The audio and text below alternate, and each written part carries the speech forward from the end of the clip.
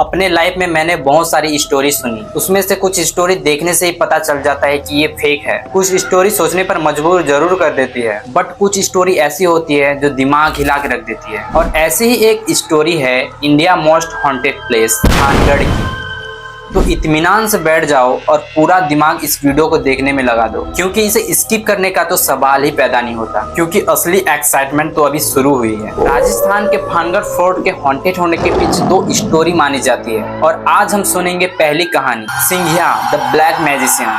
कहा जाता है कि सिंघिया एक तांत्रिक और एक जादूगर था जो भानगढ़ में ही रहता था। एक दिन उसकी नजर भानगढ़ की राजकुमारी रानी रत्नावती पर पड़ी और बस उस रत्नावती से प्यार हो गया। लेकिन उस जमाने में राजा रानियों और आम आदमियों के बीच बहुत ज्यादा फर्क होता था। एक आम इंसान राजा रानियों को छूने का तो दूर, उससे आसानी से मिल भी नहीं सकते थे। तो सिंघिया के पास रत्नावती तक पहुंचने का बस एक ही रास्ता था, ब्लैक मैजिक। अब कहानी यहाँ से और भी दिलचस्प हो जाती है। राजकुमारी के पास एक दासी थी जिस पर सिंघिया का एक एहसान था। सिंघिया ने दासी को एक फेवर मांगा, और फेवर में यह मांगा, राजकुमारी जिस तेल का इस्तेमाल करती है, अगर वो तेल खत्म हो जाए तो उस डिब्बे को मेरे पास ले आना।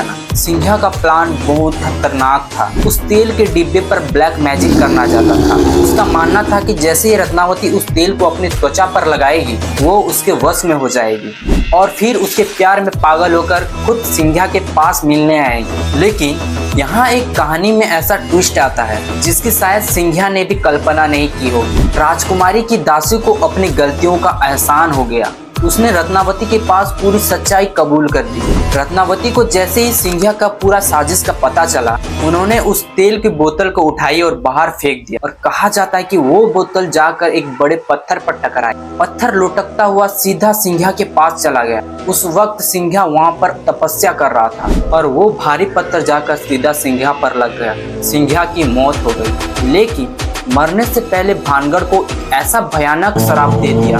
कहा जाता है कि उसने उस श्राप में ये कहा, मेरे मरने के बाद इस भानगढ़ में कोई भी जिंदा नहीं बचेगा। और इसके बाद कहानी और भी डरावनी हो जाती है। कहा जाता है कि रातों रात एक भयानक लड़ाई हुई जिसमें रानी रत्नावती के साथ साथ और भी भानगढ़ के कई लोग मारे गए और धीरे धीरे पूरा भानगढ़ विराम हो गया। लेकिन कहानी यहाँ खत्म नहीं होती। कहा जाता है कि भानगढ़ में सिंघिया की आज भी मौजूदगी महसूस की जाती। कुछ लोगों की दावा भी है कि रात के समय में वहाँ पर अजीब अजीब आवाजें सुनने को मिलती, चीखने की आवाजें, मंत्रों जैसी आवाजें और ऐसी घटनाएं जिन्हें सुनकर एक नॉर्मल इंसान के भी रोंगटे खड़े हो जाए।